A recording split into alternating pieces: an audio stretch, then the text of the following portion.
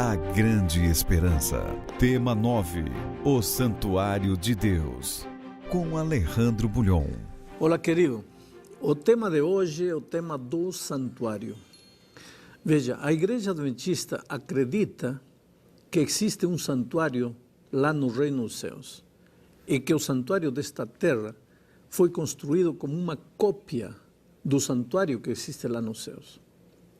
Agora, poucas igrejas encontraram essa verdade na Bíblia. E eu quero dar fundamento bíblico àquilo que estou dizendo. Éxodo capítulo 25, versículos 8 e 9. Aqui, Moisés, quando estava dirigindo o povo de Israel pelo deserto, recebe uma ordem divina. E essa ordem divina é a seguinte: e me farão um santuário para que eu habite no meio deles, conforme tudo o que eu te mostrar para modelo do tabernáculo e para modelo de todos os seus móveis, assim mesmo o fareis. Vamos entender o que Deus está dizendo para Moisés aqui. Disse para Moisés: Moisés, quero que vocês me façam um santuário, mas vamos fazer esse santuário seguindo o padrão, seguindo o modelo que eu vou te mostrar. Agora, Deus não mostrou para Moisés um plano no papel, não mostrou uma maquete no papel, não. Deus deu uma visão a Moisés para ele enxergar o plano do santuário original que está lá no Reino dos Céus. Por que e de onde eu tiro a ideia de que Moisés construiu o santuário nesta terra seguindo o plano do santuário celestial? De onde tiro essa ideia? Da Bíblia. Em que parte da Bíblia? Hebreus, capítulo 8, versos 1 e 2, diz assim: ora, do que estamos dizendo, o ponto principal é este: temos um sumo sacerdote tal que se assentou nos céus à direita do trono de Deus, ministro do santuário e do verdadeiro tabernáculo que o Senhor fundou e não o homem. Agora, querido, este versículo é claro. Assim como Moisés construiu um santuário nesta terra, lá nos céus há um santuário. E assim como o sacerdote ministrava no santuário desta terra, lá nos céus o sacerdote que ministra é o próprio Senhor Jesus Cristo. Nesta terra, o santuário tinha 3 compartimentos. Quer dizer, tinha o átrio que estava fora e tinha 2 compartimentos. O lugar santo, onde se faziam os sacrifícios diários, e o lugar santíssimo, onde o sacerdote entrava uma vez por ano para purificar o santuário. Essa era a obra de julgamento do povo. Agora, tudo isso foi feito, se seguiu essas ordenanças, seguindo o modelo do santuário lá no Reino dos Céus. Então, vamos comprovar com a Bíblia o que acontecia no santuário terrenal todos os dias, no santuário de Israel nesta terra. Hebreus 9, 1, 2 e 6 diz o seguinte: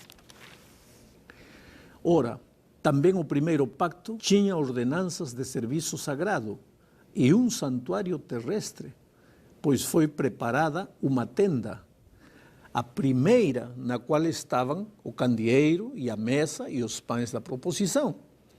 A essa se chama o lugar santo. Ora, estando estas coisas assim preparadas, entram continuamente na primeira tenda os sacerdotes celebrando os serviços sagrados. Aqui a descrição é completamente clara. No santuário da terra havia 2 compartimentos. O lugar santo, o primeiro compartimento. E neste lugar santo, diz o texto que acabo de ler, entravam os sacerdotes para oferecer o sacrifício diário. É interessante que na vida de Israel, tem muita gente que diz assim: o evangelho da graça começa no Novo Testamento. Porque no Antigo Testamento, no Velho Testamento, o ser humano se salvava pela lei. Isso não tem coerência, querido. A salvação, tanto no Velho Testamento quanto no Novo Testamento, era unicamente pela graça maravilhosa de Cristo. Quando Adão e Eva pecaram, um cordeirinho foi morto, foi sacrificado, seu sangue foi derramado. Esse cordeirinho era o símbolo do Senhor Jesus, que um dia morreria na cruz do Calvário. Agora, durante a peregrinagem de Israel nesta terra, todos os dias o sacerdote sacrificava um cordeirinho pelo povo. Por quê? Esse cordeirinho simbolizava Cristo, Cordeiro de Deus, que um dia morreria na cruz do Calvário.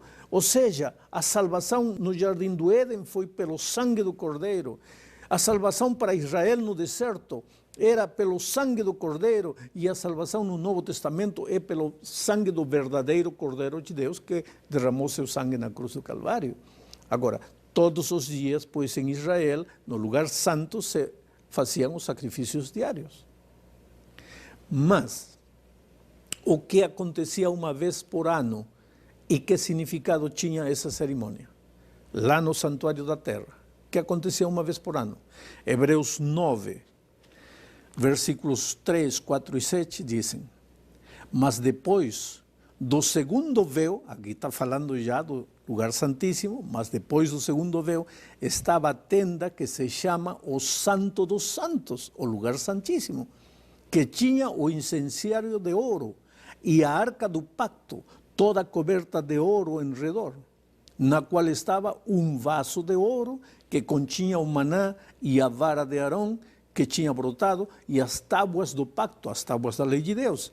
Mas na segunda, neste lugar santo dos santos, só o sumo sacerdote entrava uma vez por ano, não com sangue, o qual ele oferece por si mesmo e pelos erros do povo.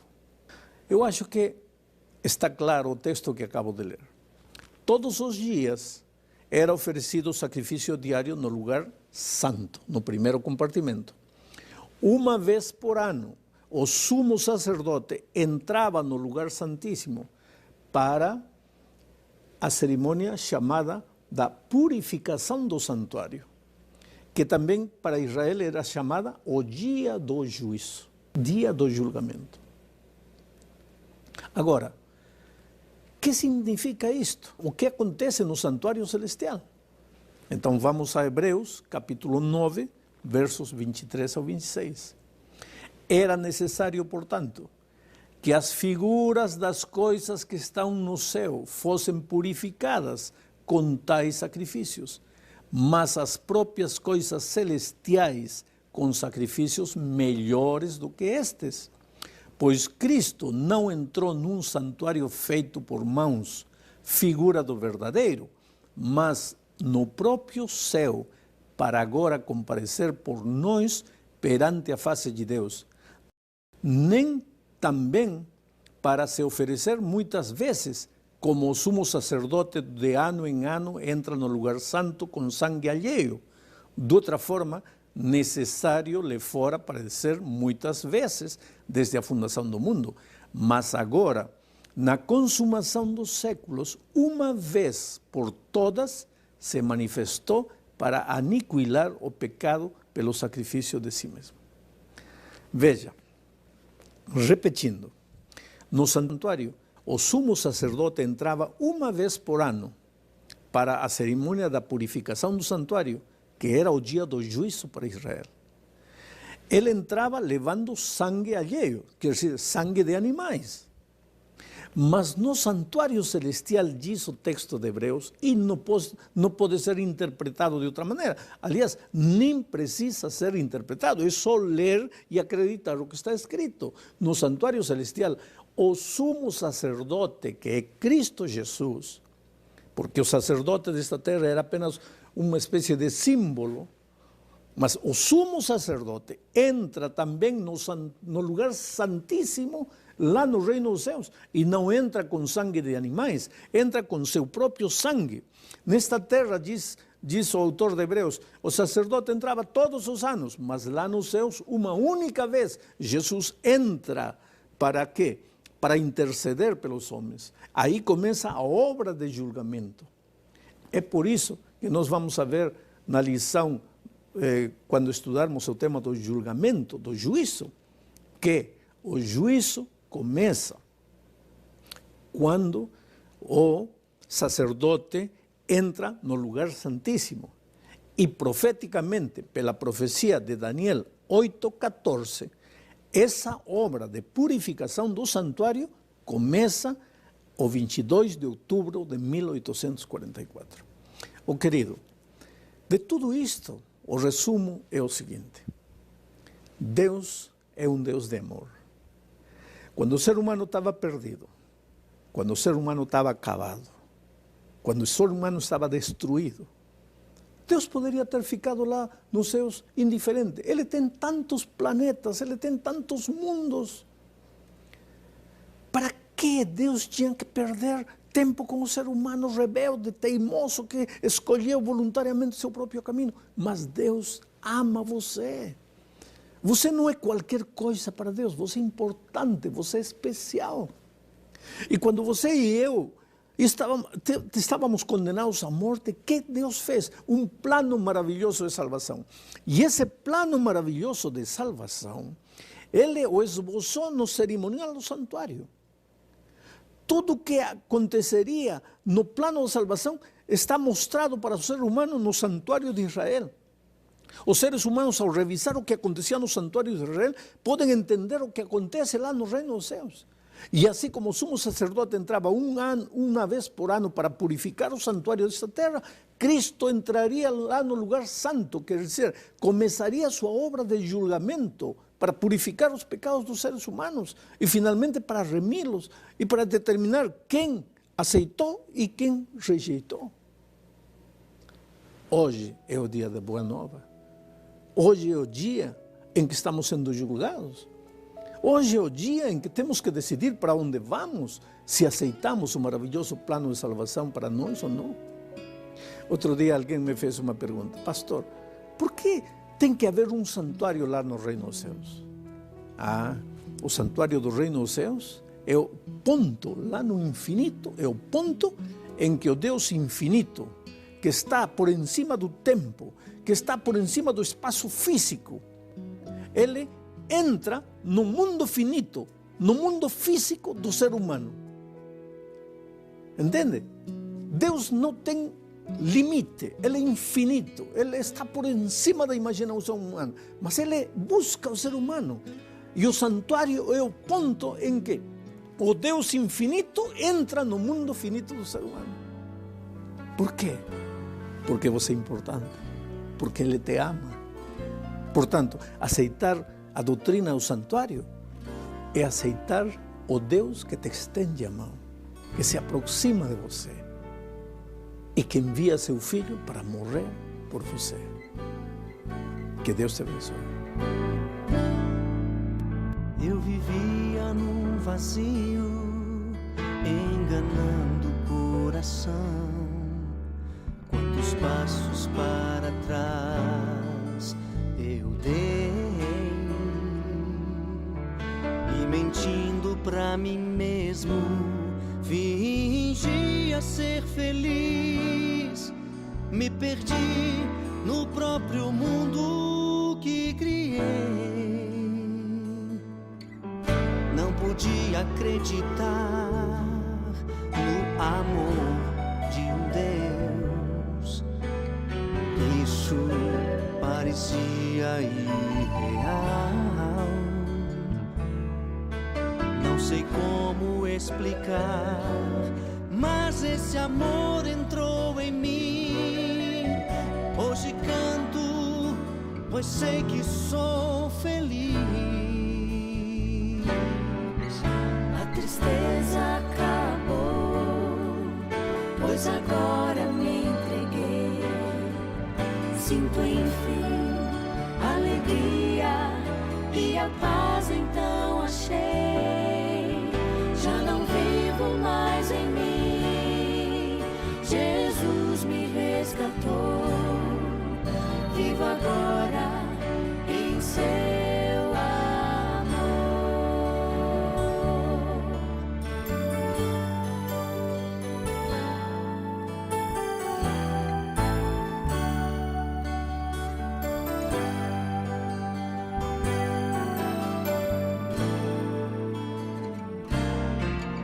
Talvez vezes você esperou este momento chegar para repensar e tomar uma decisão?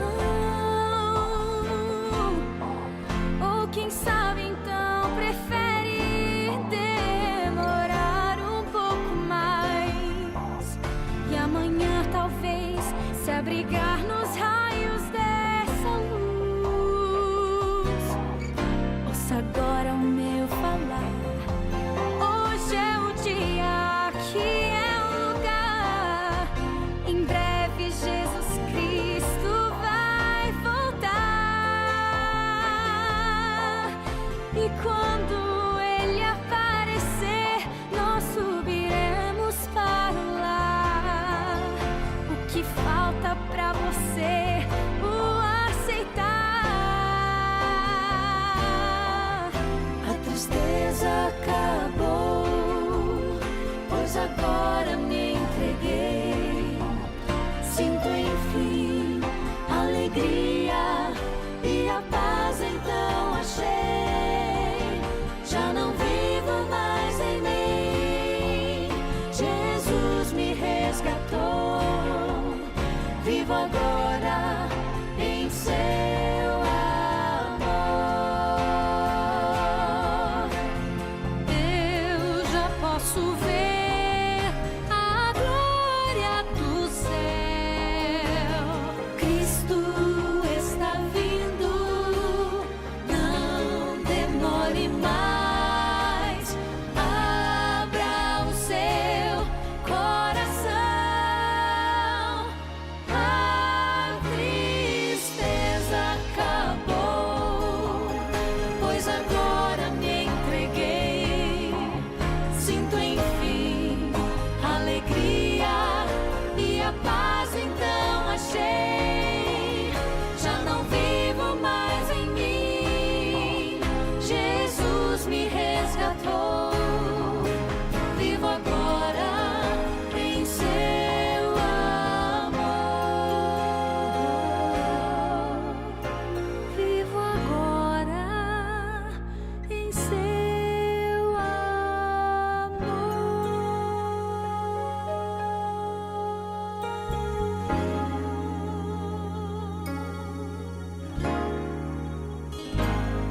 Como é bom saber que há um santuário no céu e que Jesus é o nosso intercessor junto ao Pai. No próximo tema, o pastor Bulhon falará de um outro papel de Jesus, o nosso advogado, e o tema a ser apresentado é o tema do juízo. Que Deus te abençoe e te prepare para este assunto também. Vamos fazer uma oração. Querido Pai, obrigado porque Jesus Cristo é o nosso mediador. Ele apresenta suas mãos feridas, representando a mim e a cada um dos amigos e daqueles que entregam seu coração a Jesus.